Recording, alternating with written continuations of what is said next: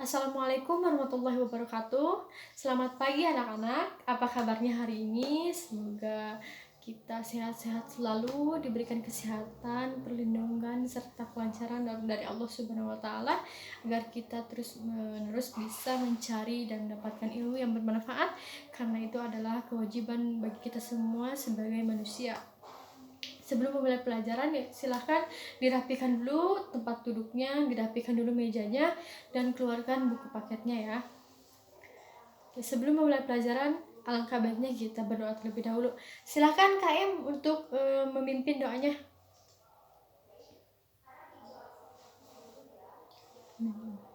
Sebelumnya Ibu akan mengabsen terlebih dahulu ya. Siapa tahu pada hari ini ada yang tidak hadir.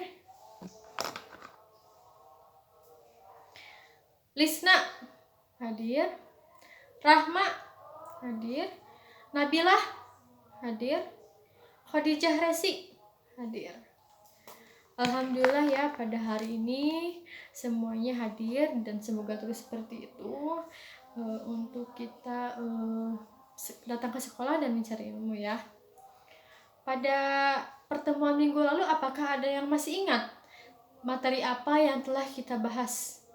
Silakan acungkan tangan dan Ibu akan memberikan nilai tambahan. Silakan Nabila. Ya. Oke, baik, benar ya kata Nabila. Pertemuan minggu lalu kita telah membahas mengenai latar belakang dan terjadinya agresi militer Belanda yang pertama. Ibu sedikit ulasan lagi ya agar kalian lebih memahami dan mengingatnya kembali. Latar belakang terjadinya agresi militer Belanda yang pertama yaitu Belanda tidak menerima kehilangan tanah jajahan mereka karena selama bertahun-tahun lamanya Indonesia menjadi tanah jajahan Belanda dan menghidupi negara mereka di sana, sehingga mereka terus melakukan penyerangan terhadap bangsa Indonesia yang bertujuan untuk merebut kembali kekuasaan Indonesia. Nah, agresi militer Belanda yang pertama ini dilakukan secara terang-terangan oleh Van Mook. Dia mengatakan bahwa akan melakukan penyerangan dan mengeluarkan ultimatum kepada bangsa Indonesia bahwa TNI harus menarik mundur pasukannya sejauh 10 km dari garis pertahanan dan akan ditempati oleh tentara Belanda. Nah, namun Indonesia tetap menolak karena hal itu adalah merugikan bangsa Indonesia. Dan akibat dari penolakan tersebut, Belanda terus-menerus melakukan penyerangan terhadap wilayah Indonesia. Bahkan selama waktu 2 minggu, Belanda berhasil menduduki kota-kota besar yang ada di Indonesia. Nah, pada hari ini Ibu akan membahas mengenai akhir dari agresi militer Belanda yang pertama beserta dampaknya. Akhir dari agresi militer Belanda ini yaitu terjadinya agresi ini menimbulkan banyaknya reaksi-reaksi baik dari intern ataupun dari ekstern. Nah, reaksi dari intern ini yaitu berupa perlawanan dari bangsa Indonesia untuk melawan bangsa Belanda dalam agresi ini. Sedangkan reaksi dari ekstern yaitu adanya rasa simpati beserta dorongan, dukungan dari bangsa lain seperti halnya yang dilakukan Australia dan India, yaitu mereka mengusulkan kepada bangsa Indonesia untuk mengirimkan surat resmi kepada Dewan Keamanan PBB agar Dewan Keamanan PBB segera menindaklanjuti persengketaan antara Belanda dan Indonesia. Akhirnya pada tanggal 30 Agustus tahun pada tanggal 30 Juli tahun 1947 Indonesia berhasil mengirimkan surat resmi kepada Dewan Keamanan PBB untuk meminta bantuan terhadap persoalan Belanda dan Indonesia. Akhirnya terdapat jawaban dari Dewan Keamanan PBB pada tanggal 1 Agustus tahun 1947, yaitu Dewan Keamanan PBB mengeluarkan resolusi nomor 27 yang berisi bahwa Belanda harus menghentikan penyerangan terhadap bangsa Indonesia yang berarti gencatan senjata, dan di dalamnya Dewan Keamanan PBB itu mengakui secara de facto eksistensi Indonesia karena di dalam resolusi tersebut Dewan Keamanan PBB menyebut nama Indonesia, bukan lagi Netherlands Indies. Nah, atas seruan Dewan Keamanan PBB dalam melaksanakan gencatan senjata, akhirnya Dewan Keamanan PBB membentuk komisi jasa baik atau komisi 3 negara, yaitu antara kedua negara yang bersengketa memilih salah satu negara yang dipercayainya untuk mengawasi jalannya gencatan senjata. Akhirnya Indonesia memilih Australia, Belanda memilih Belgia, dan di antara keduanya terdapat penengah, yaitu Amerika Serikat. Australia yang diwakili oleh Richard Kirby, Belgia diwakili oleh Paul Van Zelen, dan Amerika Serikat diwakili oleh Frank Graham. Nah, KTN ini bertugas untuk membantu menyelesaikan sengketa antara Belanda dan Indonesia. Kemudian mereka melakukan pertemuan pertama yang akhirnya memutuskan bahwa antara Belanda dan Indonesia itu kembali ke jalan perundingan. Nah, akhirnya dengan keputusan tersebut, Indonesia dan Belanda kembali ke jalan perundingan atas persetujuan KTN. Terjadi perundingan di atas kapal Amerika Serikat, yaitu USS Renville yang sedang berlabuh di Tanjung Priuk. Nah, di dalam perundingan tersebut banyak sekali kemacetan yang diakibatkan oleh Belanda ingin tetap mempertahankan garis demarkasi Van Mook, yaitu TNI harus mundur sejauh 10 km dan Indonesia tetap menolaknya.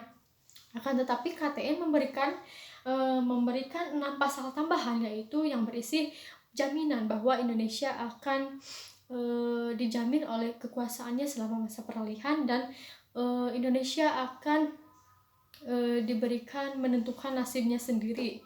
Nah, dengan pertimbangan 6 pasal tambahan tersebut, akhirnya Indonesia menerima perjanjian ini, karena jika menolaknya Belanda akan terus melakukan penyerangan dan Indonesia tidak akan lagi dibantu oleh Dewan Keamanan PBB, sehingga terpaksa Indonesia setuju dengan perjanjian Renville dan berhasil ditandatangani pada tanggal 17 Januari tahun 1948.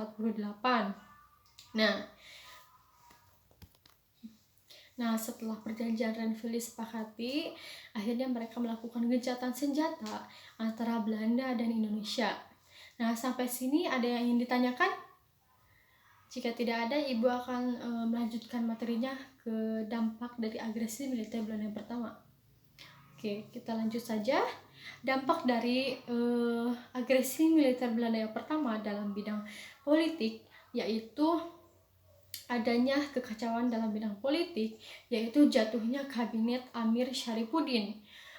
Karena Amir Syarifuddin dianggap tidak bisa dipercaya karena telah menyetujui perjanjian Renville yang sudah jelas bahwa itu merugikan bangsa Indonesia. Nah, digantilah kabinet Amir Syarifuddin itu dengan menunjuk Muhammad Hatta sebagai pengganti kabinet terbaru. Nah, sedangkan dalam bidang ekonomi, yaitu adanya inflasi yang tinggi karena diakibatkan oleh selama agresi militer Belanda, yaitu Belanda melakukan blokade ekonomi terhadap Indonesia.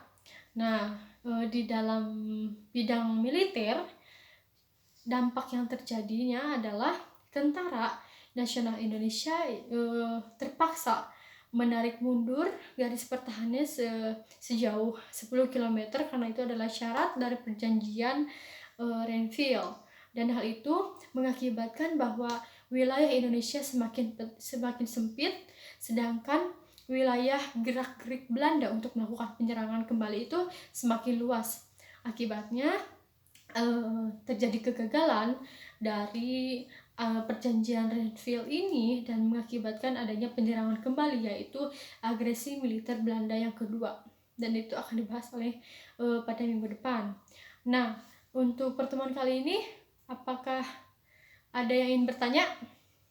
Jika tidak, Ibu akan bertanya ya. Baik, Ibu akan bertanya ya kepada semuanya, yang bisa menjawab Ibu kasih poin plus untuk nilai kalian ya. Mengapa perundingan perjanjian Renville itu dilakukan di atas kapal milik Amerika Serikat atau USS Renville, tidak dilakukan di mana gitu? Baik, silahkan Rahma. Ya, sebelumnya Ibu kasih jawaban lagi ya, Ibu kasih tambahan lagi.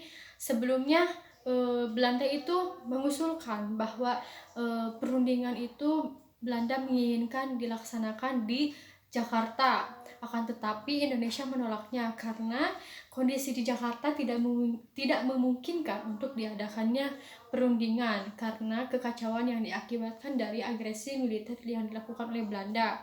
Dan Indonesia pun mengusulkan tempat untuk melakukan perundingan, yaitu di luar wilayah kekuasaan Belanda karena Indonesia tidak ingin adanya kekacauan ketika perundingan sedang berlangsung. Akhirnya KTN itu mengambil jalan tengah, yaitu di atas kapal milik Amerika Serikat, yaitu USS Renville yang sedang berlabuh di Tanjung Priok, sehingga itu adalah tempat yang aman di antara kedua belah pihak. Seperti itu ya. Baik, jika tidak ada yang ingin bertanya, Ibu cukupkan sekian. Untuk tugasnya kalian persiapkan pembahasan mengenai agresi militer Belanda yang kedua, dan itu akan dipresentasikan untuk minggu depan ya. Baik, cukup sekian pertemuan hari ini, semoga bermanfaat. Jangan lupa tugasnya dikerjakan dan dipresentasikan pada minggu depan. Sekian dari Ibu. Wassalamualaikum warahmatullahi wabarakatuh.